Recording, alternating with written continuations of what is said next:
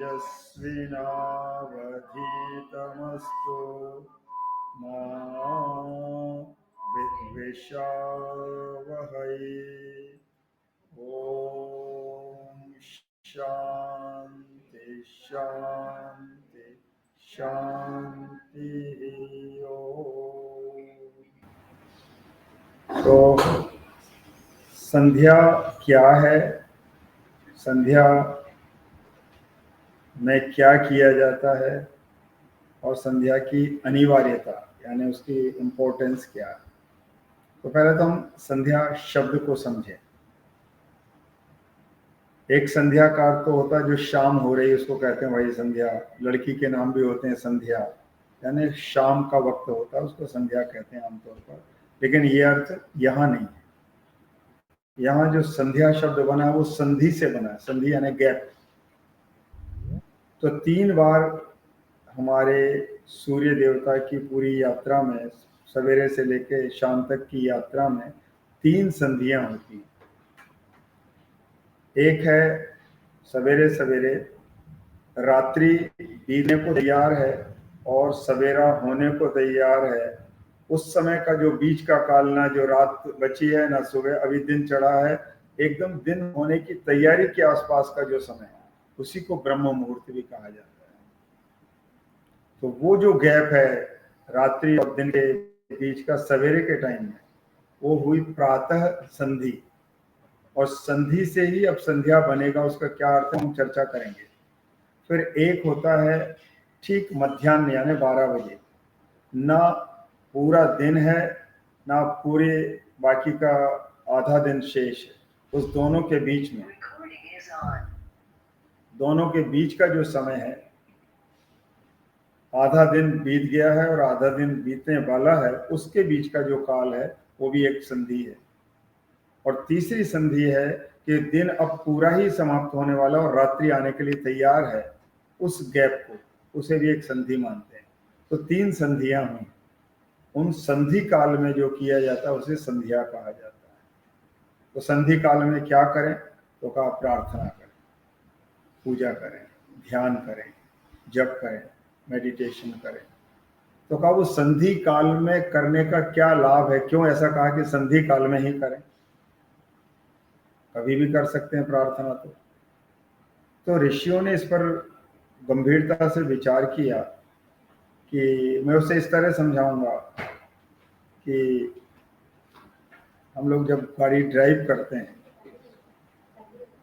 तो किसी भी गियर में जाना हो तो एक बार न्यूट्रल में जरूर आता है वो गियर, और फिर दूसरे गियर में जाता है। तो जब एक गियर से निकल के न्यूट्रल में होकर दूसरे गियर में जो जाता है, उस समय उस न्यूट्रल में जाने की जरूरत पड़ती ही है। तो वो न्यूट्रल ऐसा है कि ना जो रिवर्स जा रहा है ना आगे जा रहा है, वह समय। ऐसा ही संधि का महत्व है। संधि काल में एक विशेष प्रकार की आध्यात्मिक ऊर्जा होती है जो 3 बार पूरे दिन भर में आती है। सवेरे के समय वो ऊर्जा होती है, प्रकृति में एक पवित्रता आती है, एक दिव्यता दिखाई देती है, पूरा संसार जागता हुआ लगता है, पक्षी गान कर रहे हैं, कलरव करने लग जाते हैं, हवा में थोड़ी सी ठंडक सी होती है। तो वो ध्यान के लिए वो समय सर्वोत्तम बताया गया। फिर जो मध्याह्न का समय, वह भी एक गैप है, एक संधि है, वहाँ उस समय भी वो काल पवित्र माना गया। उस समय अभिजित नाम का मुहूर्त हर दिन आता है, 11:30 से लेकर 12:30 बजे दोपहर में जो टाइम होता है उसको अभिजित कहा गया। और यदि कोई मुहूर्त हमें नहीं मिल पा रहे हों, ना हमें कोई चौघड़िया का ज्ञान है, ना हमें लग्न का ज्ञान है, ना हमारे पास पंडित जी हैं, लेकिन हमें कोई मंगल कार्य करना है, तो हर दिन 11:30 से 12:30 के बीच का काम जो मुहूर्त है उसका नाम ही रखा है अभिजित, यानी उसको करने पर सफलता मिलेगी ही, क्योंकि उस समय वो काल बड़ा पवित्र होता है। और तीसरा है सायंकाल।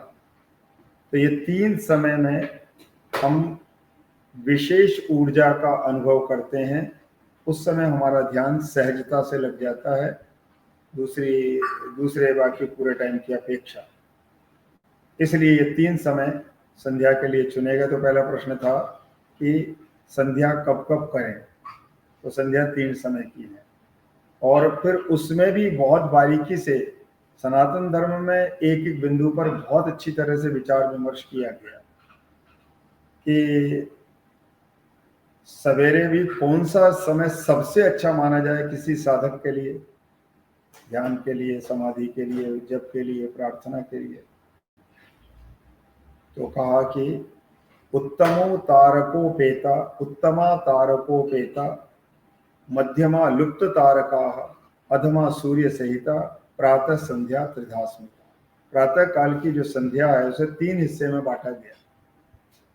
सबसे उत्तम प्रातः काल की संध्या, जिस समय अभी आसमान में सितारे हैं, अभी सूर्य देवता आए नहीं है, हल्की हल्की सी लालिमा छा रही है और सितारे भी हल्के हल्के अभी बचे हुए हैं, उनका प्रकाश दिख रहा है, वो सबसे उत्तम।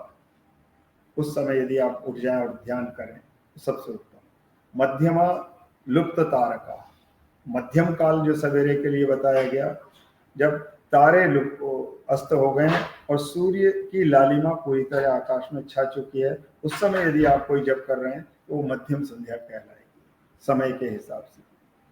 और अधमा सूर्य से, जब सूर्य देव भी उदित हो गए, प्रकाश भी छा गया, फिर हम बैठ के अपनी पूजा पाठ कर रहे हैं, तो है तो वो संधि काल ही, लेकिन वो अधम हो जाएगी, निम्न श्रेणी की हो जाएगी।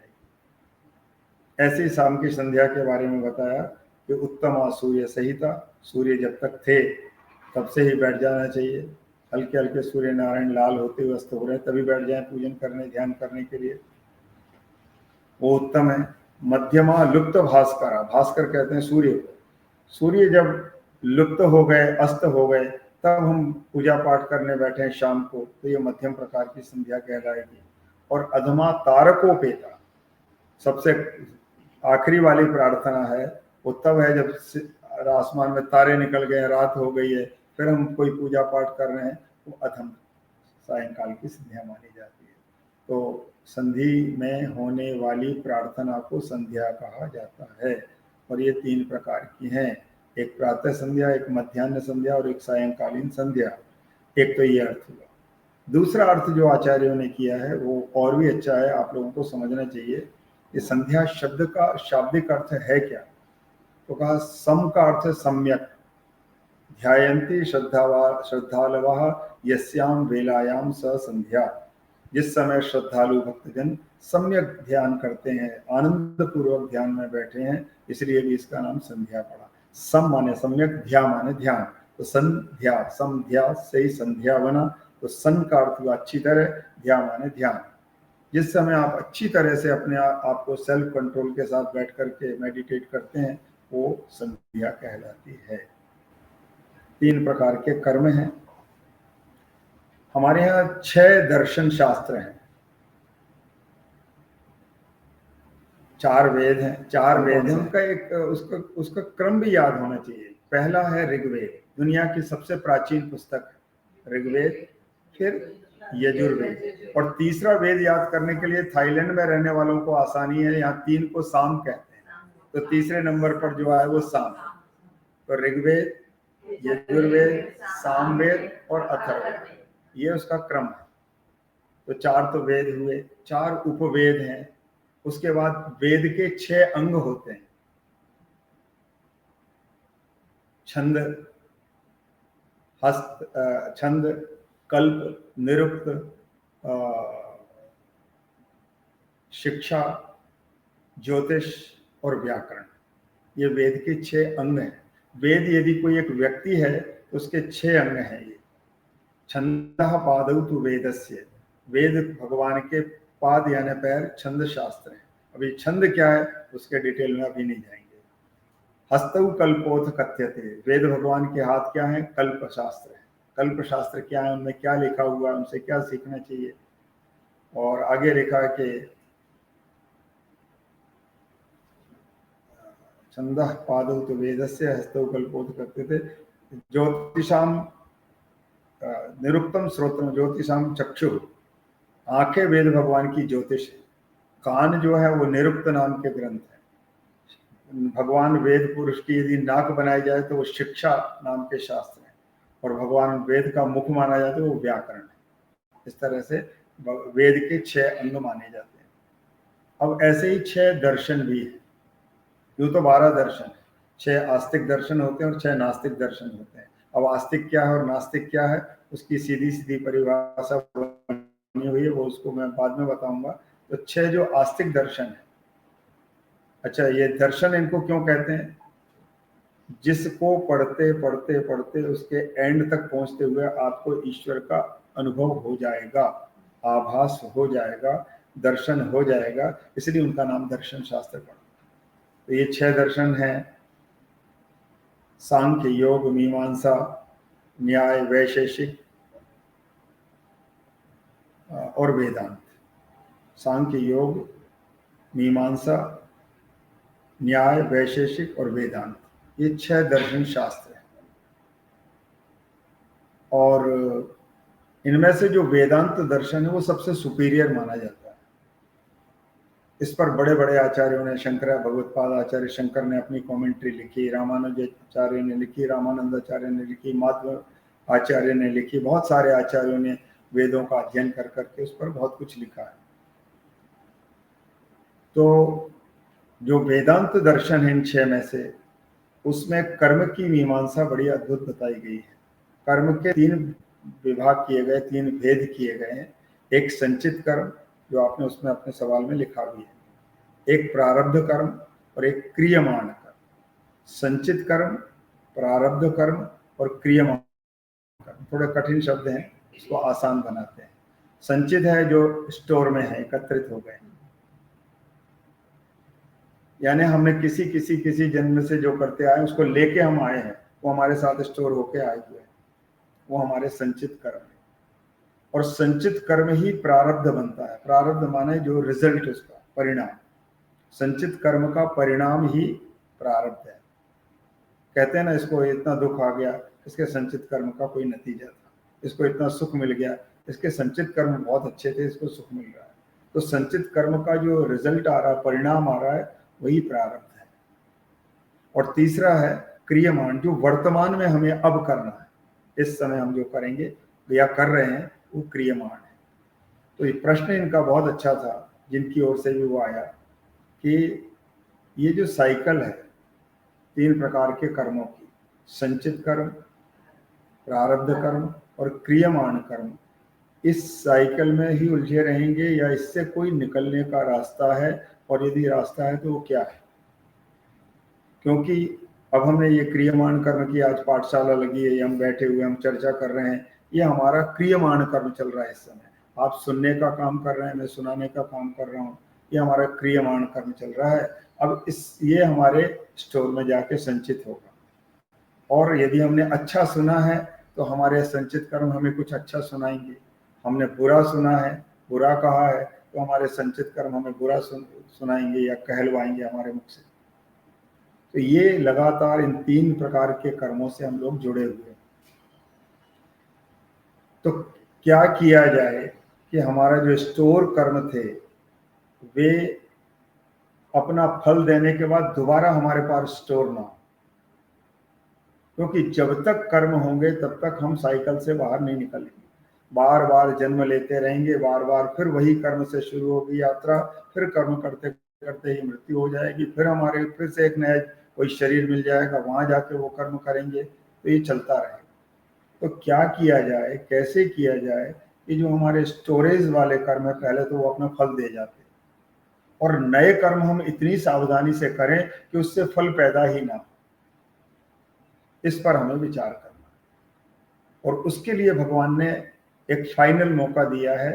84 लाख योनियों में हम मनुष्यों को बनाकर, यही एक ऐसा शरीर है कि जिससे पिछले स्टोरेज वाले कर्मों को रोका जा सकता है, उनको पूरा खाली किया जा सकता है, और नए स्टोर बनने से, उसका जो फल निकलने के बाद नया स्टोर हो ही नहीं हमारे जीवन में, वह भी हम इसी मनुष्य शरीर में कर सकते हैं, बाकी शरीरों में नहीं कर सकते।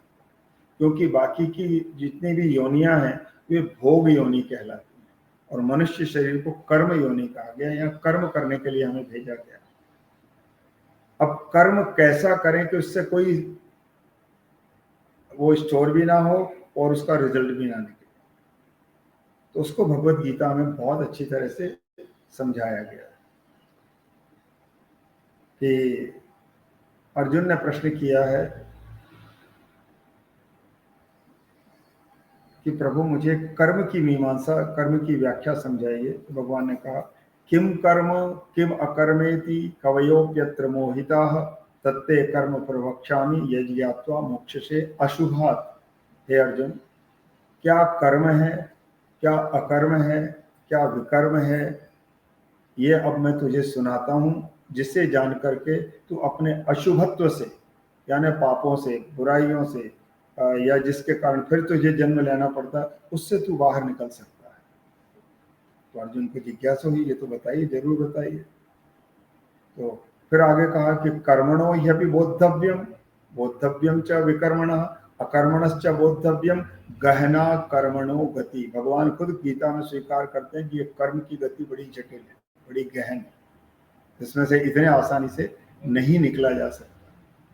तो एक कर्म है, एक अकर्म है और एक विकर्म है। तो हम जल्दी जल्दी समझें, क्योंकि ये बड़ा भारी सब्जेक्ट है, फिर आप हल्के फुल्के सवाल करना तो ज्यादा अच्छा रहेगा। कर्म वह है जो हम अभी वर्तमान में कर रहे हैं, और अकर्म क्या है उसे हमें समझना पड़ेगा, और कैसे कर्म करते हुए भी हम अकर्म बने, और एक अकर्म में रहता हुआ भी कैसे कर्म कर रहा है उसको भी समझना पड़ेगा। कि एक व्यक्ति ने संन्यास ले लिया, मान लो जीवन से साहब सबसे मुक्त हो गया, और वो देखने भी बड़ा शांत है, उसके क्रियाकलाप भी बड़े शांत हैं, हम लोगों की जगह अपेक्षा वो बड़ा शांत, बड़ा मुस्कुराता हुआ मिल रहा है, और बहुत सादा जीवन भी है। क्या वह अकर्म करने वाला बन गया? और हम जैसे गृहस्थ जो रात दिन रोज सुबह से शाम तक और बाल्यावस्था से बुढ़ापे तक जो दौड़ रहे हैं, भाग रहे हैं, क्या हम कर्म में ही फंसे हैं, या हम कर्म में अकर्म कर सकते हैं? और वह जो व्यक्ति जो दूर बैठा हुआ है, वह क्या अकर्म में रहकर भी कर्म ही कर रहा है? उसको बारीकी से समझना पड़ेगा। पहले हम उसको देखें जो कह रहा है कि मैं अकर्म की ओर बढ़ गया, यानी मैं संसार के कर्मों को नहीं कर रहा हूं, लेकिन गंगोत्री में, गोमुख में, बद्रीनाथ में और ऊपर कैलाश की चोटी पर भी एक आदमी पहुंच करके यदि वहां बैठा बैठा भी मन में संकल्प कर रहा है, मैं ऐसा कर देता, मैं क्यों चला आया, मैं कहाँ आ गया, इससे तो मैं उन सब के बीच में ठीक था, ये तरह तरह के जो संकल्प कर रहा है, चलो अब वो तो छूट गए, अब यहाँ मैं क्या करूं, मैं ऐसा करता हूँ, एक छोटी सी कुटिया तो बना ही लेता हूँ। तो वह कहीं ना कहीं अकर्म में आकर के भी हमसे ज्यादा कर्म में उसका मन दौड़ रहा है। एक छोटा सा मैं एक दृष्टांत देता हूँ आपको। दो ब्रह्मचारी थे, एक ही गुरुकुल में पढ़ते थे, एक ही गुरु के शिष्य थे।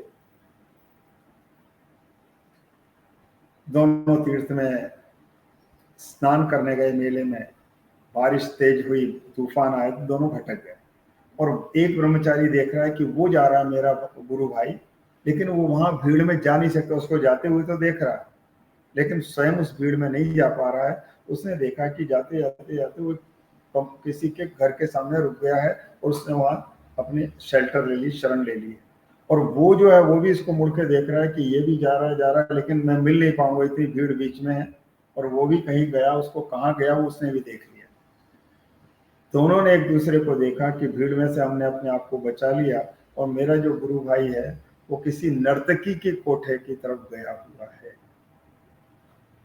और वो जो वहां खड़ा हुआ वो देख रहा है कि ये किसी महात्मा के आश्रम की ओर गया हुआ है। दोनों चले गए।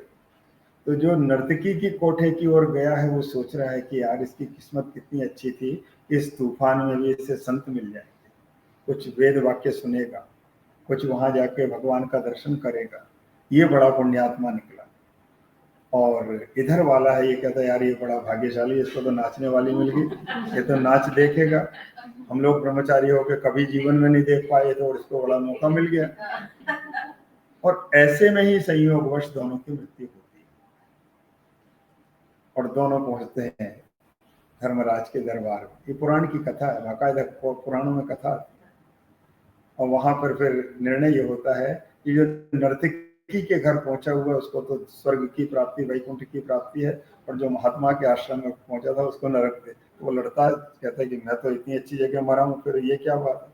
बोले तुम वहां जो रहकर भी तुम्हारा जो संकल्प था, तुम्हारा जो कर्म चल रहा था मन के अंदर, तुम्हारी जो कामनाएं थी वो बहुत दूषित थी, और जो वो खड़ा तो नर्तकी के हैं लेकिन उसके मन के विचार उस समय बड़े पवित्र थे। तो ये जो कर्म के अंदर रह करके भी अकर्म बनना, इसी को गीता में कहा योगः कर्मसु कौशलम। कर्म की कुशलता का नाम ही योग है। हम कर्म को कुशलता पूर्वक करना सीखें। हमारे एक बहुत अच्छे संत थे जिनसे मैं बहुत प्रभावित था, अब नहीं है वो, तो वो तो ये कहते थे कि भोजन भी यदि करने बैठे हो तो इतने शांत चित्त होकर के भोजन का एक एक जो चीज थाली में परोसी गई, पहले तो उसको देखो अच्छी तरह, दाल को देखो, सब्जी को देखो, सलाद को देखो, पापड़ अचार रोटी सबको देखो, और फिर खाते समय भी इतना ध्यान से भोजन करो कि दाल का स्वाद अलग हो, सब्जियां अलग हैं, मीठा अलग है, रोटी अलग है, सलाद अलग है, और खाने के बाद उसकी तृप्ति का भी अनुभव लो। इसलिए हमारे शास्त्रों में कहा अन्नम ब्रह्म विजानीयात, ये अन्न भी भगवान ही है। जो थाली पर उसके आई है वह साक्षात ब्रह्म है, परमात्मा है। गीता में तो ब्रह्मार्पणम करते हुए इसको हम भोग भी लगाते हैं। तो उनसे पूछा महेश, उनका नाम था स्वामी महेशानंद गिरी, कि महाराज जी ये ऐसी ऐसी चीजों में क्या ध्यान लगाना। तो बोले कि कभी तुम किसी से पूछ के देखना रात्रि में, कि कोई व्यक्ति मिले रात को और उससे पूछना कि आज सवेरे आपने ब्रेकफास्ट में क्या खाया था, तो वो 1 मिनट में तो नहीं बता पाए, वो आज ही का ब्रेकफास्ट को बताने के लिए भी उसको सोचना पड़ेगा। मेरे ख्याल से शायद कुछ पकौड़े वकौड़े थे, नहीं पक्का बता भाई तू क्या था, नहीं मेरे ख्याल ब्रेड भी थी। यानी हम इतने उदासीनता से जीवन को बिता रहे हैं कि वर्तमान में हम रहते ही नहीं। जब हम क्लास में बैठे हैं तो हमें अब शाम की चिंता हो रही कि घर में जाके भोजन क्या बनाए। जब हम घरों में होते हैं तो यार एकादशी को मंदिर जाएंगे, वहाँ घर में अपना काम ठीक से नहीं कर पा रहे हैं। हमारे बड़े प्रिय साथी थे, वो कहते हैं जब मैथ्स का पीरियड होता तो लड़का सोचता फुटबॉल का पीरियड आएगा तो खेलूंगा, और फुटबॉल के पीरियड में खड़ा खड़ा वहाँ भी ठीक से काम नहीं कर रहा है कि अब मैथ्स का पीरियड आएगा तो मेरे को पिटाई होने वाली है। तो हमारी पूरी दिनचर्या अस्त व्यस्त है। हम जो काम करें उसमें इतने डूब जाएं, इतने खो जाएं, तो उससे क्या होगा कि ये जो हमारी ऑर्गन्स ऑफ सेंसेस हैं वो इतनी शार्प उनको बनाइए कि जब वो छोटी छोटी चीज़ों को गहराई से, आज मैंने कौन से कपड़े पहने हुए, हम मंदिर जाते हैं, आप मज़ेदार बात देखिए, मंदिर गए, भगवान को प्रणाम किया, और फिर उस व्यक्ति से पूछिए राधा कृष्ण जी ने कौन से कलर के वस्त्र पहने थे, उसको नहीं याद है, तो उसने देखा ही नहीं, भगवान का मुकुट कैसा था उसे पता ही नहीं, देख के आ गया, हो गया, देखे दर्शन कर लिए, अच्छे से दर्शन किया, हाँ खूब बढ़िया से दर्शन, क्योंकि हमने अपनी ऑर्गन्स को उस तरह प्रैक्टिस कराई ही नहीं बचपन से, हमने सब चीज़ों को ऐसे लिया। तो हम, हमारी जो दिनचर्या है वो सब के सब अव्यवस्थित है, असंयमित है, अनकंट्रोल्ड है। उसको संयमित करने का नाम भी कर्म है। कर्म की कुशलता को योग कहा भगवान ने। कुशलता पूर्वक कोई भी काम करिए तो धीरे धीरे फिर वो कर्म को पहचानेंगे, आप अकर्म को पहचानेंगे, और क्या मेरे लिए कर्तव्य कर्म है, क्या मेरे लिए नहीं करने योग्य कर्म है, उसका निर्णय कौन करेगा। तो कहा तस्मात् शास्त्रम प्रमाणम थे, शास्त्र उसका आपको बताने वाला होगा कि यह जो आप कर रहे हैं, शास्त्रों में 2 चीज के सिवा तीसरी कोई चीज होती नहीं, एक होती है विधि और एक होता है निषेध। विधि माने ये करो और निषेध माने ये ना करो। वेदों में भी जो आज्ञा मिली है वो भी विधि और निषेध के रूप में ही मिली है। या तो वेदों में लिखा है कि ये करिए, या लिखा है कि यह ना करिए।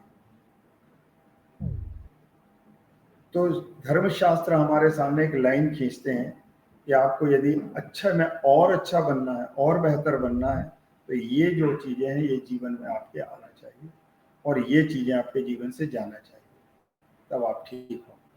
तो शास्त्र को जीवन का आधार मान करके मेरे लिए उचित कर्म क्या है उसे करें और पूरी तन्मयता के साथ, पूरी तत्परता के साथ करें।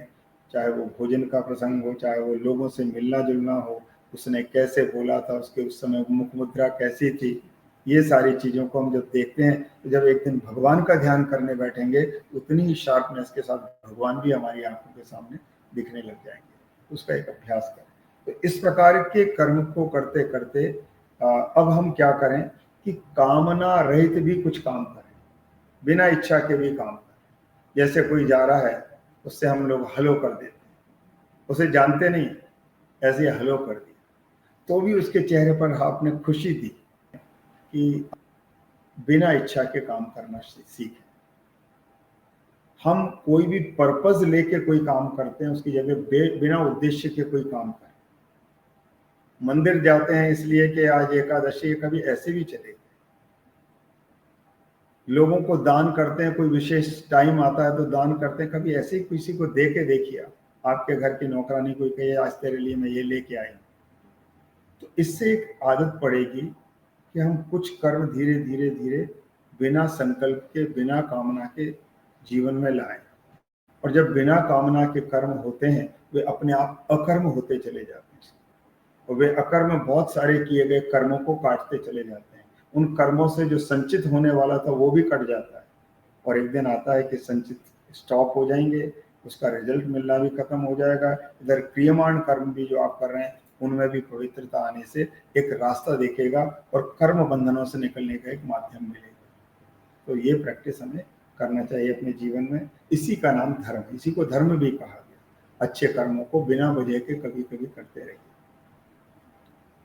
कोशिश करें कि कुछ लोगों को खुशियाँ दे सकें, कोशिश करें कि किसी को कुछ पढ़ा दिया, कोई को कुछ शिक्षा दे दी, जो भी हमारे पास चीज़ें हैं वो हम दे सकें। और इस तरह से हम अच्छे कर्म करते हुए अपने कर्म बंधनों को एक तरफ फुल स्टॉप भी कर सकते हैं और नए कर्म संभल के कर सकते हैं ताकि कर्म बंधनों से एक दिन हम मुक्त हों। तो सबसे बड़ा उपदेश जो शास्त्रों का वो कामना रहित होना, इच्छा रहित होना। और जैसे जैसे हम बूढ़े हो रहे हैं अपनी कामनाओं को जितना समेट सके, जितना समेटेंगे उतना सुखी रहेंगे। बेटे, हमारे जीवन के कर्तव्य कर्म क्या थे? मेरी संतान यदि है उन्होंने अच्छी शिक्षा दे दूं, उनका समय पर विवाह करा दिया, उनके काम धाम लग गए हैं, अब हम अपने लिए शेष जीवन जिए। वो शेष जीवन कैसा होना चाहिए कि अपने आप को जितना कम कर सके। हमारे ये व्रत क्यों कराए जाते हैं कि हम अपनी आवश्यकताओं को कंट्रोल करें। हमारे भारत का एक सिद्धांत था, सादा जीवन उच्च विचार, ये दोनों उन्नति के द्वार। तो जिंदगी में सादगी आए, आवश्यकताएं कम करते चले जाएं और कुछ सहन करने की शक्ति लाए। बहुत हुआ, अब इनका समय, अब इनको करना, हम अपने को निकालें इस बवाल में, तब जाकर के उस कर्म बंधन से मुक्ति मिल सकती। तीसरा इनका जो सवाल था वो ये है कि ब्रह्मा, विष्णु और शिव, ये जो तीन देवता हैं, त्रिदेव हैं, इनमें से श्रेष्ठ कौन है? और इसी में एक और सवाल मिला हुआ है कि सगुण भक्ति के द्वारा क्या हम मोक्ष को प्राप्त कर सकते हैं? तो ब्रह्मा, विष्णु, रुद्र ये है क्या? एकैव शक्ति परमेश्वरस्य व्यवहार काले भिन्ना वदन्ति। परमात्मा की एक ही शक्ति है, व्यवहार काल में उसे अलग अलग नाम से पुकारा जाता है। वही शक्ति जब वो सृष्टि को बनाने के लिए बैठती है उसका नाम ब्रह्मा पड़ जाता है, सृष्टिकर्ता हो जाते हैं। वही शक्ति जब पालन करने के लिए लगती है तो वो विष्णु बन करके सबका पालन करती है। और वही शक्ति जब प्रलय का समय आता है तो रुद्र होकर के प्रलयकारी हो जाती है। और इस संसार के ये जो चक्र चल रहे हैं, उत्पत्ति, स्थिति और लय, उत्पत्ति, स्थिति और लय, इन तीनों अवस्थाओं को संभालने के लिए तीन शक्तियां तीन रूप में आ रही हैं। वो है एक ही। ये शायद पिछली बार भी मैंने चर्चा की थी कि यहाँ इस समय जो आपके सामने बैठा हुआ है वो इस समय पंडित जी है। घर पहुंच जाएंगे तो किसी का पति हो जाएगा, किसी का पिता हो जाएंगे, किसी का मित्र हो जाएंगे, किसी के शिष्य, किसी के गुरु हो जाएंगे। व्यक्ति वही है, व्यवहार काल में उसके नाम बदलते चले जाते हैं। ऐसे ही ब्रह्मा विष्णु रुद्र ये तीनों देवता एक ही हैं, अपने अलग अलग कार्य करते हुए वो अलग अलग नामों से जाने जाते हैं। अब रही बात के सगुण भक्ति के द्वारा क्या मोक्ष की, लिबरेशन की प्राप्ति हो सकती है। तो दो तरह की भक्ति हैं, एक निर्गुण निराकार परमात्मा की उपासना है, एक सगुण साकार परमात्मा की उपासना है। भगवत गीता में भगवान कृष्ण कहते हैं क्लेशोधिकतरस्तेषां अव्यक्तासक्त चेतसाम अव्यक्ता ही गतिर्दुःखम देहवद्भिरवाप्यते। भारतवर्ष में दो ही प्रकार की उपासनाएं हैं और वेदों में दोनों प्रकार की उपासना को समान रूप से मान्यता दी गई है। निराकार उपासना भी वही है, साकार उपासना भी वही। बहुत सारे पंथ बने जिनमें ईश्वर के साकार रूप को वो लोग नहीं मानते। वे कहते हैं जो सब जगह व्यापक है, सर्वत्र व्याप्त है, उसका क्या रूप बना है? वो तो सब जगह है, यहाँ भी है, हर क्षण है, हर पल है। तो उसके रूपों की उपासना ना करके उसका केवल जहाँ तहाँ जहाँ भी है उसको अनुभव में लाना बस। तो ये हुई निराकार की बात। लेकिन भगवत गीता का ये श्लोक 6 अध्याय का 5वां श्लोक, 12वें अध्याय का 5वां श्लोक, इसमें बताया गया कि एक है व्यक्त, आज ये ऐसे शब्द आएंगे, सब शास्त्र के शब्द हैं थोड़े कठिन। एक व्यक्त है और एक अव्यक्त है। व्यक्त का अर्थ है जो प्रकट है और अव्यक्त जो प्रकट नहीं है। हम सब प्रकट हैं, इसलिए हमें क्या कहा जाता है? व्यक्ति। आज मैं फला व्यक्ति से मिल के आया, क्योंकि वो प्रकट है ना, सामने दिख रहा है। और जो नहीं दिखाई देता वो अव्यक्त है। तो हम सब कौन हुए? व्यक्त है। अब व्यक्त है माने दिखाई देने वाले, चलने वाले, फिरने वाले, बोलने वाले, खाने वाले, इस रूप में हमें हमारी पहचान है। भगवत गीता में भगवान कहते हैं क्लेशोधिकतरस्तेषां अव्यक्तासक्त चेतसा। व्यक्त लोगों के लिए अव्यक्त की उपासना थोड़ी क्लेशकारी है, कष्टकारी है। देख करके जो हम किसी के प्रति अपनी आस्था, अपना भाव, अपना अंतर्भाव, अपना अंतर संबंध जो बना सकते हैं, प्रकट कर सकते हैं, वो न दिखाई देने के प्रति वाले के प्रति थोड़ा कठिन है। अव्यक्ता ही गतिर दुखम, और आगे इसको लिखा है कि अव्यक्त की उपासना थोड़ी दुखदायी भी है। देहवद्भिर उपास्य। तो कहा जितने फिर जो निराकार पंथ जितने वह चल रहे हैं, क्या वो बड़े कष्टकारी पंथ है?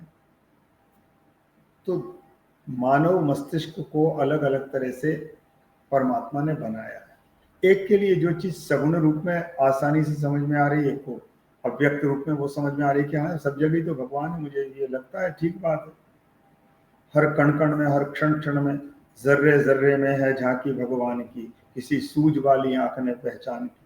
सब जगह भगवान है, उसको पहचाननी तो है, समझनी तो है, उसको वो आसान लगता है। एक आदमी को मैथमेटिक्स बहुत आसानी से समझ में आते हैं, मेरे जैसे को बिल्कुल समझ में नहीं आते। मुझे संस्कृत के श्लोक जल्दी से याद हो जाते हैं। तो ये अलग अलग तरह के माइंड सेट हैं, इसलिए हमारे यहाँ उपासनाएं भी अलग अलग बताई गई। उपासना माने निकट बैठना, ईश्वर के निकट जाना। तो ईश्वर के निकट जाने का एक तरीका है साकार उपासना। भगवान कृष्ण की प्रतिमा रखी, भगवान शिव की प्रतिमा रखी है, उनका दर्शन कर रहे हैं। महादेव जी कितने आनंद में बैठे हुए हैं, शायद भगवान महादेव ऐसे ही होंगे, हिमालय में उनका यही रूप होगा, और वो उसमें ध्यान में जुड़ जाता है। और सगुण से भी ईश्वर की प्राप्ति है, और ईश्वर की प्राप्ति का मतलब ही मोक्ष है।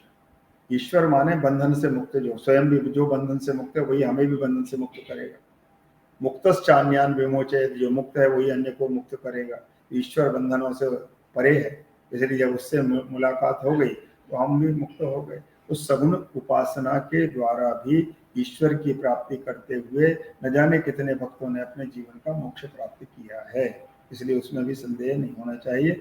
और निर्गुण निराकार उपासना का भी वर्णन हमारे यहाँ किया गया। तो दोनों में से जो हमें सहज लगे उसकी ओर जाना चाहिए। ओके।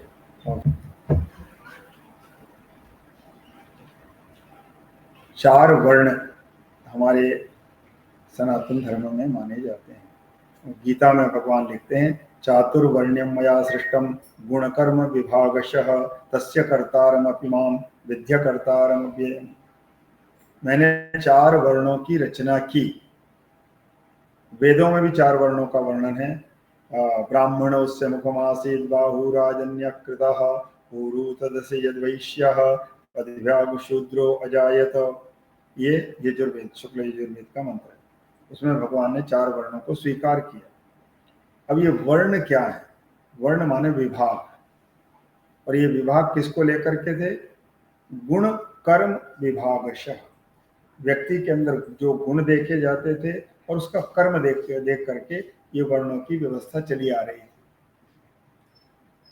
तो गुण कैसे होने चाहिए और कर्म कैसे होने चाहिए, तो गीता में उसको भी बहुत डिफाइन किया है कि ब्राह्मण कैसा हो। तो शमोदमस्तपश्चौचम क्षांतिरार्जवमेव च ज्ञानम विज्ञानम आस्तिक्यम ब्रह्म कर्म स्वभावजम।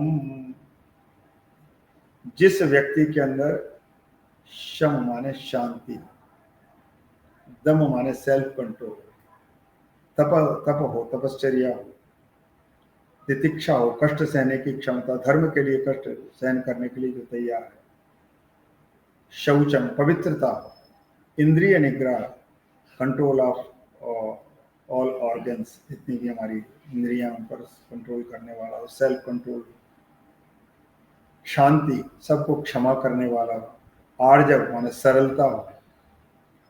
सरलता किसको कहते हैं?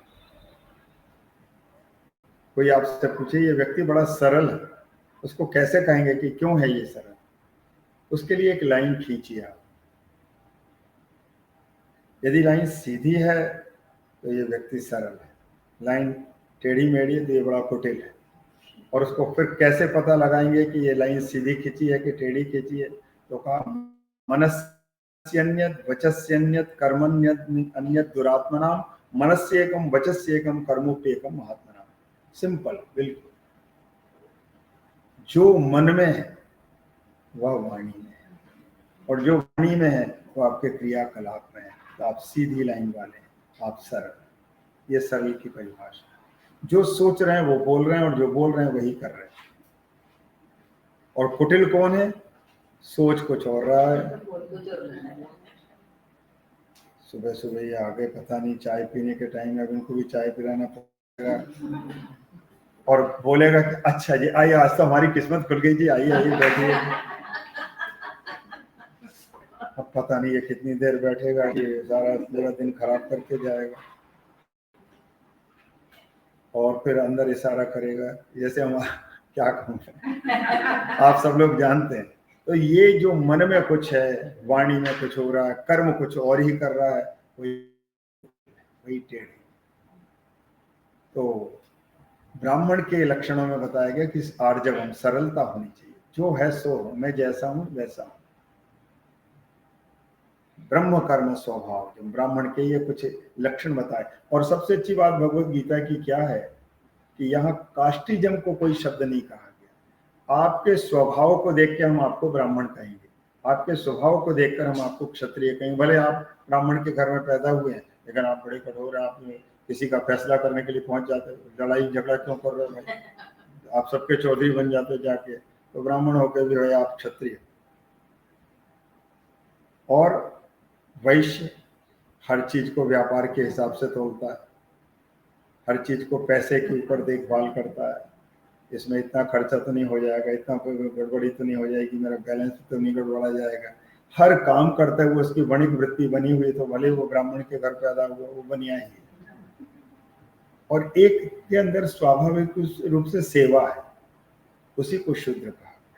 शूद्र यहाँ अपमानजनक शब्द नहीं था, इसे तो बाद में पॉलिटिकल शब्द बना करके इतना ज्यादा खराब किया गया। ये सेवकों के लिए था, और ये सेवा का भाव भी किसी भी वर्ण के लोगों में आ सकता है, कभी भी आ सकता है। जो आस्तिक शब्द का अर्थ क्या है? सीधा सीधा उसका एक है कि आस्तिक को वेद निष्ठा का, नास्तिक का वेद निंदा का। जो वेद पर निष्ठा करता है वही आस्तिक है, जो वेदों की बातों को कुछ नहीं मानता, क्या है सब लिखे हुए पंडितों ने लिख दिया होगा, वही नास्तिक है।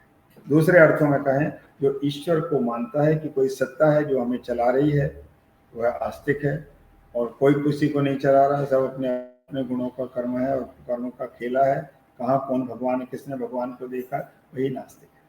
तो जिसकी आस्तिक मति है वह ब्राह्मण है।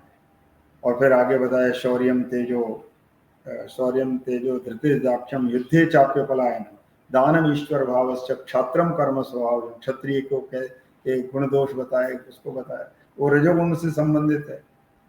और आगे है कृषि गौरक्ष वाणिज्य, जो खेती करता है, गौओं की रक्षा करता है, वाणिज्य यानी व्यापार करता है, वो वैश्य कर्म का वैश्य है उसका स्वाभाविक रूप से। और सेवा कर्म में जिसकी अभिरुचि है वह शूद्र है। बस इतना ही, चार वर्ण हैं। अब आज के संदर्भ में ये जो वर्ण व्यवस्था है, क्या यह ठीक है? क्या वर्ण व्यवस्था को कायम होना चाहिए था तो भारत या हमारे देश का उत्थान होता? वर्ण व्यवस्था बिगड़ने से ही गड़बड़ी हो रही है। इस पर बहुत सारे डिबेट हुई हैं, हम उन पर ना जाकर के, मैं जो समझता हूँ कि ब्राह्मण का काम था पठन पाठन। तो आज जितनी टीचिंग से और लर्निंग स्किल्स से रिलेटेड जितनी जॉब्स हैं, तो यदि ब्राह्मणों को दे जाए तो बहुत बड़ा हिस्सा सेटिस्फाई हो जाएगा। जितने क्षत्रिय थे उनको सबको फौज में भेज दीजिए, और जितने वैश्य वाले उनको सबको व्यापार से जोड़ना चाहिए था। ज़्यादा से ज़्यादा जॉब क्रिएट हो जाते बिना विवाद किए हुए, ऐसा मैं मानता हूँ। लेकिन हमने वो व्यवस्था को रखा नहीं, इसलिए उस व्यवस्था की आज बात करने का भी कोई अर्थ नहीं रह जाता है। हाँ, मेरे अंदर भी ये चारों वर्ण रोज आते हैं। रोज मैं कभी ब्राह्मण बनता हूँ, ये भी ध्यान से समझिए। कभी मैं ब्राह्मण हूँ, कभी मैं क्षत्रिय हूँ, कभी मैं वैश्य हूँ, कभी मैं शूद्र भी हूँ। मेरे अंदर ही ये चारों सृष्टि चल रही है। जिस दिन मैं बहुत शांत हूँ, बहुत ध्यानस्थ हूँ, कुछ शुभ कर्म करना चाहता हूँ, वेद पाठ करना चाहता हूँ, तो आज मेरे अंदर का ब्राह्मणत्व जगा हुआ है।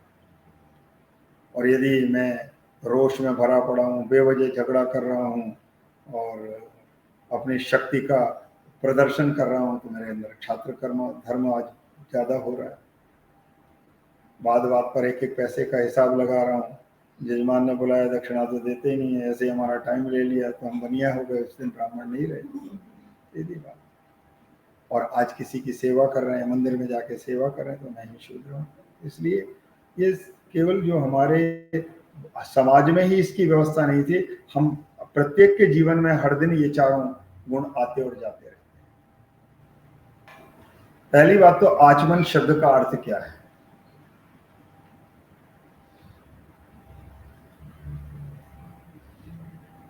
एक विशेष हैंड पोस्चर करके जो भगवान का चरणामृत है, चरणोदक है, जो भगवान को स्नान करने के बाद में मंदिर के आचार्य ने, पंडित ने बना के रखा, उसमें तुलसी के पत्ते डाले हुए हैं, उसे उसका पान करना, वो भी आचमन है। एक है कि पूजा पाठ में बैठने से पहले 3 बार आचमन की व्यवस्था की गई है। एक होता है पूजा में बैठने से पहले शरीर के ऊपर पानी का छींटा, गंगा जल का छींटा देना। ओम अपवित्रः पवित्रो वा सर्वावस्थांगतो वा यस्मरेत् पुंडरीकाक्षं सबाह्याभ्यंतर शुचि, ऐसा कहते हुए पंडित जी लोग जल का छींटा देते हैं। तो जल का छींटे से ज्यादा जो बोला जा रहा है उस पर ध्यान दीजिए। अपवित्रः पवित्रो वा, 2 ही अवस्थाएं होती हैं, या तो मैं पवित्र अवस्था में हूं या अपवित्र अवस्था में। तो पवित्र अवस्था या अपवित्र अवस्था में सर्वावस्थांगतो विवाह, इन किसी भी अवस्थाओं में रहते हुए यह स्मरेत पुंडरीकाक्ष, वो पानी पीने से ज्यादा महत्वपूर्ण है कि पुंडरीकाक्ष भगवान का स्मरण करिए। पुंडरीकाक्ष कौन है? भगवान नारायण विष्णु। क्यों उनका नाम पुंडरीकाक्ष पड़ा? पुंडरी के नाम है कमल का, और अक्ष नाम है आंख का, जिनके कमल के समान सुंदर नेत्र हैं। तो केवल सुंदर नेत्र के कारण भगवान विष्णु का नाम पुंडरीकाक्ष नहीं पड़ा। अब कमल को भी पहचानिए। कमल का एक नेचर है, वो गंदे पानी में उगता है, लेकिन खिलता तब है जब वो गंदे पानी से ऊपर उठ जाता है। कभी भी कमल को देखिए, आप जिस देश में रहते हैं यहाँ बहुत कमल है, तो आप कहीं भी किसी सरोवर में जाके देखेंगे तो वो मटमैला सा पानी होता है जहाँ वो कमल पैदा हो रहा है, लेकिन जब वो उसको खिलना होता है तो उसका जो स्टेम है वो ऊपर तक आ जाता है पानी से, फिर वो खिलता है। इसका मतलब क्या हुआ कि जब हम संसार की गंदगी से ऊपर उठते हैं, संसार की बुराइयों से ऊपर उठते हैं, तब हम कमल बनते हैं। और भगवान कैसे हैं नारायण, इस सब संसार के ऊपर हैं उठे हुए। अब अक्ष माने होता आंख, बुराइयों से ऊपर उठ करके ही हम बुराइयों को अच्छी तरह देख पाएंगे। बुराइयों के अंदर बैठे हुए हम क्या बुराई को देख पाएंगे? तो वह पुंडरीकाक्ष बनेगा जो बुराइयों से ऊपर उठा हुआ है, वह हमारे दोषों को देख पाएगा, हमारे अंदर के दोषों को मिटा पाएगा। इसलिए ऐसे जो पुंडरीकाक्ष भगवान हैं, जो बुराइयों से ऊपर उठ करके अमलात्मा विमलात्मा परमात्मा भगवान नारायण, उनका स्मरण करते ही सबाह्य आभ्यंतर शुचि, मंत्र कह रहा है कि वह बाहर भी और आभ्यंतर यानी अंदर भी शुचि यानी पवित्र हो जाता है। तो मंत्र तो कह रहा है कि बस भगवान पुंडरीकाक्ष को याद करो, लेकिन जल का छींटा दिया जाता है आपको बोध कराने के लिए कि अब भगवान नारायण को याद कर रहे हैं और हम वैसे भी आपको पानी से पवित्र भी कर रहे हैं। जल को छिड़कना उतना महत्वपूर्ण नहीं जितना भगवान का नाम लेने से आप पवित्र हो जाएंगे। 3 बार पानी जल पीना, तो उसके लिए यह है कि शरीर वाणी और मन या आत्मा के 3 प्रकार के जो दोष हैं, वाणी का दोष है, शरीर का दोष है और मन का जो दोष है, वो भगवान के 3 बार आचमन करते हुए एक एक आचमन से एक एक दोष दूर होता है। इसी को हम कहते हैं कायिक वाचिक और मानसिक, ये दोषों को दूर करने के लिए 3 बार आचमन करने का विधान है। पहली बार आचमन करते हैं तो शरीर के दोष दूर हो जाते हैं, दूसरी बार वाणी के दोष दूर हो जाते हैं और तीसरी बार में मन के दोष मिट जाते हैं। इसलिए 3 बार आचमन करने की व्यवस्था की गई। तो ये मेरे ख्याल आपके सवालों का बहुत जल्दी जल्दी मैं जवाब दे रहा हूँ। रामायण या रामचरितमानस, हिंदी में जो तुलसीदास जी ने लिखा उसका नाम है रामचरितमानस। वाल्मीकि जी ने जो लिखा था उसका नाम था रामायण। अयन के 2 अर्थ होते हैं। अयन का एक अर्थ होता है घर और एक अयन का अर्थ होता है रास्ता। राम जिस पुस्तक में रहते हैं, राम का जहां घर है वो रामायण, या राम जी के द्वारा बताया गया जो रास्ता वह रामायण। रामचरितमानस का भी वही अर्थ है, राम जी के चरित्र को मानस में हृदय में धारण करना। पूरी रामायण को सुनने के बाद में एक ही शिक्षा दी गई है वाल्मीकि जी के द्वारा कि रामादिवत प्रवर्तयितव्यम न तो रावणादिवत। बस इतना पूरी राम कथा का सार है कि रामायण सुनने के पश्चात आप राम जैसे, राम के बताए गए पद चिन्हों पर चलने का प्रयास करें, रावण आदि की तरह ना बने। तो ऐसे जो रामायण या रामचरितमानस का जो 5वां सोपान है, सोपान किसको कहते हैं? स्टेप्स को, सीढ़ियों को।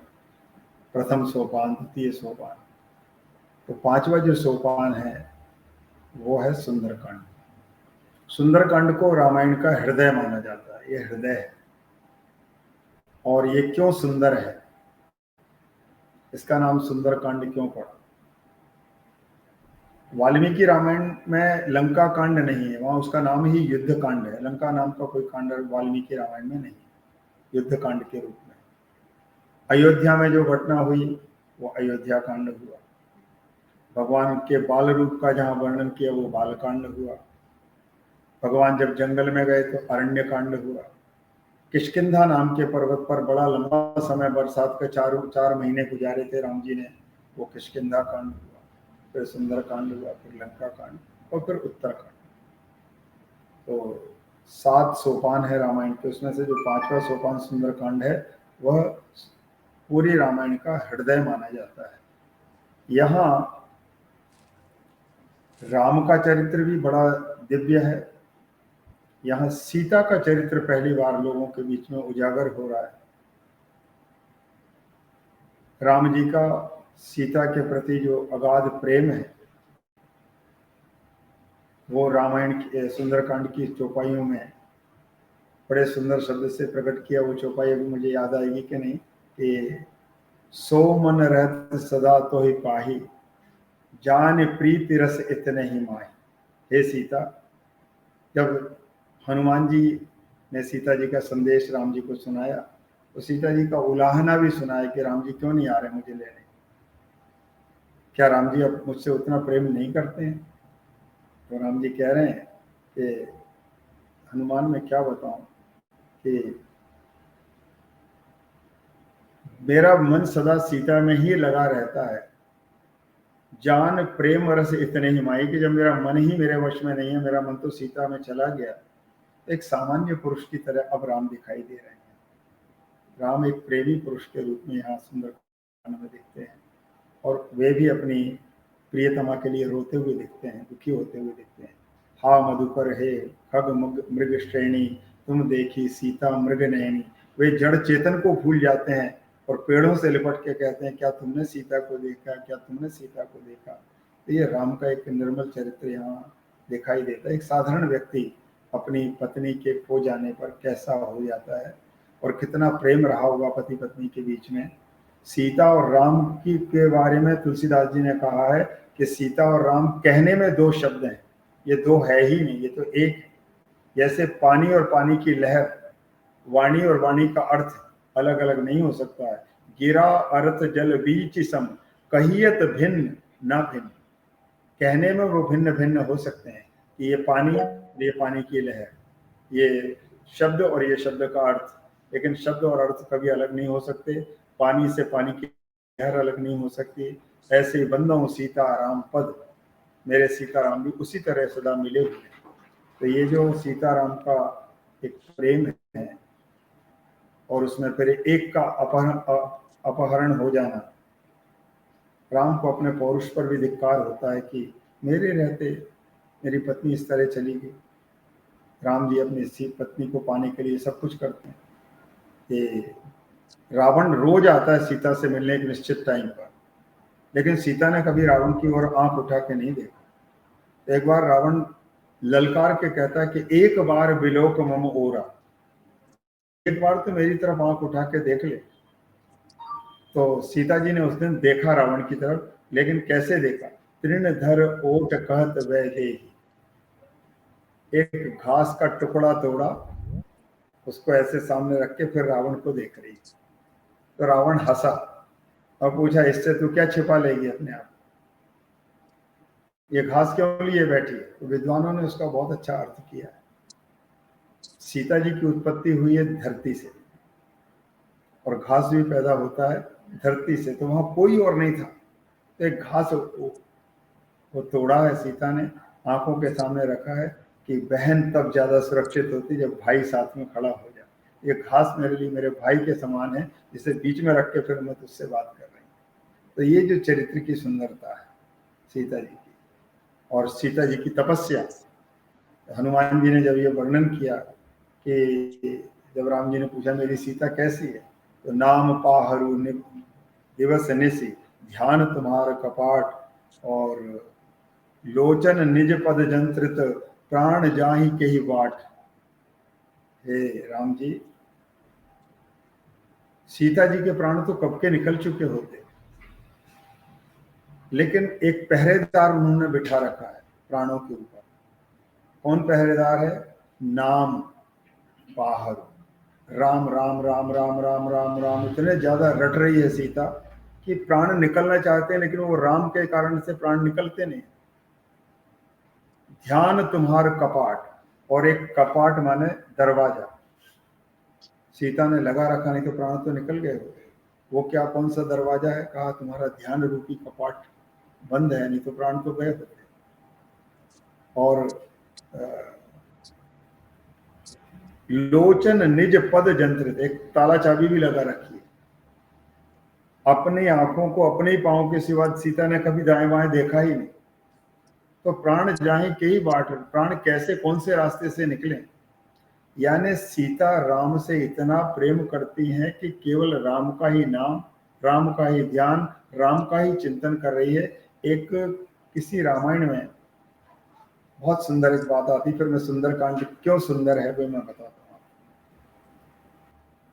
जब सीता जी, ये इस रामायण में नहीं है, शायद भाव रामायण में या अध्यात्म रामायण की बात है, ये कई रामायण है।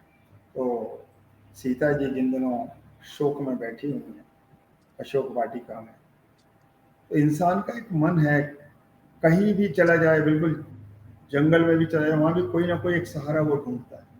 तो सीता को त्रिजटा नाम की जो राक्षसी थी, उससे माँ के जैसे भाव प्रकट हो गए कि ये मेरी माँ जैसी है।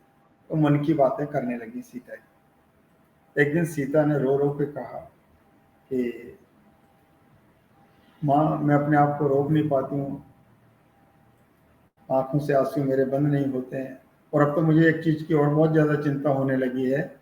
जब से मैंने एक घटना देखी है तो मैं बहुत डर गई हूँ। तो त्रिजटा ने कहा, क्या घटना देखी? कहा, जिस पेड़ के नीचे मैं रहती हूँ उसके सामने एक और पेड़ है। तो एक दिन मैंने देखा एक भृंगी नाम का कीड़ा, एक ऐसी जो जमीन में चलने वाली जो इल्ली जैसी होती है, उसको अपने पंजों में उसने जकड़ा और ले जा करके जो सामने वाला पेड़ उसकी पोटर में रख दिया, और उसके ऊपर वो मंडराता रहा, और वो बार बार ऐसे आवाज भी निकालता रहा। तो कुछ देर के बाद में मैंने देखा कि वो पूरी की पूरी जो इल्ली है वो बदल करके वो भी भृंगी बन गई। इतना उसके ऊपर गहरा डर का, एक तो जोर से उसने उसको वो झपटा और ले जा करके उसके ऊपर ही मंडराता रहा। उसकी आवाज सुनते सुनते सुनते मैंने देखा है कि कुछ दिनों के बाद वो इल्ली भी भृंगी ही बन गई, वैसे की वैसी बन गई। तो त्रिजटा ने कहा, देख, एक तो वो डर गई होगी, ऐसी कोई होगी प्रक्रिया, तू क्यों इससे परेशान है? बोले, नहीं, इस रावण ने मुझे भी ऐसे ही झपटा था और ऐसे ही पकड़ लाया, और उसके बाद से मैं एक ही चीज कर रही हूँ, राम का ध्यान, राम का नाम, राम का ध्यान, राम का नाम। तो मुझे चिंता ये हो रही है कि कहीं मैं सीता से बदल के राम ना हो, मैं राम हो गई और बाद में राम जी लेने भी आए तो वो तो बड़े दुखी होंगे कि ये भी राम बन के बैठी, तो हमारा मिलन कैसे होगा? छोटी बच्ची की तरह सीता जी ने प्रश्न किया। त्रिजटा ने हंस के कहा कि पुत्री, तू क्या समझती है कि तू अकेली बैठी बैठी यहाँ राम राम रट रही है? उधर वो राम भी दिन रात सीता सीता सीता रटे जा रहा है। तो वो जब मिलेगा सीता बन के तो वो सीता बन जाएगा, पर तुम्हारा सीता राम का संबंध कभी खत्म नहीं होने वाला। ऐसे सीता राम जी थे, उनको वो स्मरण कर रही है। तो अब हम इस कांड की चर्चा करें कि सुंदर कांड इसको क्यों कहते हैं। एक, सीता जी का पातिव्रत्य धर्म, कठिनाई में भी भारतीय स्त्रियां किस प्रकार से अपना धर्म का पालन कर सकती हैं, ये सीता जी ने सबको दिखाया। और दूसरा, हनुमान जी की एंट्री हो रही है पहली बार, एक ऐसा पात्र जो पहली बार अब लोगों के सामने आ रहा है, जिसे राम जी ने दूत बना के भेजा था कि केवल इतना कहने के लिए कि जाओ ये पता करो कि सीता सुरक्षित है, जीवित है, बस इतनी तुम्हारी ड्यूटी है, इतना मैसेज लेके वापस हो जाना। लेकिन हनुमान जी ने तो वहां पता नहीं क्या क्या करके लौटे, और वो तो ये तक कहते थे कि राम जी की आज्ञा यदि होती तो मैं इस रावण को मार करके लंका को समुद्र में डुबा के सीता को कंधे पे बिठा के अभी ले जाता, पर मुझे आज्ञा ही नहीं, मैं क्या करूं, मेरे मालिक की आज्ञा नहीं। तो हनुमान जी महाराज ने दुनिया को ये दिखाया कि व्यक्ति छोटा नहीं होता है, उसकी सूझबूझ, उसकी सेवा, उसकी भक्ति, उसका सरेंडर, उसका समर्पण व्यक्ति को बहुत ऊंचाइयों तक ले जा सकता है। हनुमान जी कब भक्त से भगवान बन गए, ये केवल उनकी सेवा का प्रताप था। आज भी यदि आप सर्वे करें तो पूरी दुनिया में राम जी से ज्यादा मंदिर हनुमान जी के मिलेंगे। इतनी सेवा के द्वारा एक व्यक्ति इतनी ऊंचाइयों तक पहुंच सकता है, ये सुंदरता हनुमान जी की वहां दिखाई दी। तो एक श्लोक आता है, सुंदरे सुंदरे सुंदरो रामो, सुंदरे सुंदरी सीता, सुंदरे सुंदरो रामो, सुंदरे सुंदरी सुंदरे सुंदरी सीता, सुंदरे सुंदरो राम, सुंदरे सुंदरी कथा, सुंदरे किम न सुंदर। कथा भी उस समय की बड़ी रोचक है। राम का चरित्र भी बड़ा सुंदर है, सीता का चरित्र बहुत सुंदर है, हनुमान जी महाराज का पहली बार का जो उनका स्वरूप वर्णन किया गया, उनके चरित्र को दिखाया गया, वह भी परम सुंदर है। इसलिए इस कांड का नाम सुंदर कांड है। इसको इतना ज्यादा क्यों पढ़ा जाता है दूसरे कांडों की अपेक्षा? जैसे श्री हनुमान जी महाराज को सफलता प्राप्त हुई, ऐसे ही जीवन में कठिन से कठिन समय में भी सुंदरकांड का पाठ करने वाले निश्चय ही उस कार्य में सफलता प्राप्त करेंगे जिस काम को लेकर आपने पाठ को शुरू किया। हनुमान जी की तरह हम सफल हों। विश्व में बहुत सारे लीडर हुए हैं, बहुत सारे हीरोज हुए हैं, लेकिन सबको अपने अपने जीवन में कभी ना कभी डिफीट देखनी पड़ी होगी। हनुमान जी महाराज के पूरे कार्य क्षेत्र में देख लें आप, हनुमान जी कभी हारे ही नहीं। और उसकी सबसे बड़ी वजह क्या है? हनुमान जी कभी भी कोई चीज का क्रेडिट अपने ऊपर लेते ही नहीं। सब राम जी का काम, राम जी राम जी राम जी राम जी के लिए कर रहा हूँ, राम जी के लिए कर रहा हूँ। तो जहां इतना समर्पण हो जाता है अपने लिए, जहां कुछ नहीं चाहिए, तब वो सच्चे मायने में हीरो बनता है। ये कथा हमें सुंदरकांड से प्राप्त होती है। हर तरह की सफलताओं के लिए सुंदरकांड है, मन की सुंदरता को बढ़ाने के लिए सुंदरकांड है, हम सबके व्यक्तित्व को सुंदर बनाने के लिए सुंदरकांड है। इसलिए इसका नाम सुंदरकांड है और इसका पाठ करना ही चाहिए। आगामी और भी यदि कोई सवाल हैं, और अब हम इसको इस तरह ही चाहेंगे कि पहले हम सबके सवाल कलेक्ट कर लें। और भी कुछ सवाल आए थे मेरे पास में। वो नहीं भेजे थे, मैंने आपको फॉरवर्ड कर दिया। हाँ, आपके वो रह गए वो। नहीं इन्होंने भेजे थे। अच्छा अच्छा अच्छा, हाँ, आपके तो कोई डेमेन वगैरह के बच्चे पूछ रहे थे, मम्मा ये पूछने का, मम्मा वो पूछने का, तो मैंने एक दो लिस्ट बना लिया। अगर टाइम है तो करेंगे। नहीं फिर कभी करेंगे जी। तो ठीक है, प्रश्न वो हो, मैंने पहले भी ये बात कही, इससे हमारा नहीं बाकी सब लोगों का भी लाभ हो, उसमें कुछ नया हमको सीखने को मिल सके। और दूसरी बात ये है कि मैं भी आप जैसे ही साधारण हूँ, कोई बृहस्पति तो हूँ नहीं, जितना मुझे जानकारी उतना मैं आपको जवाब देता रहूँगा।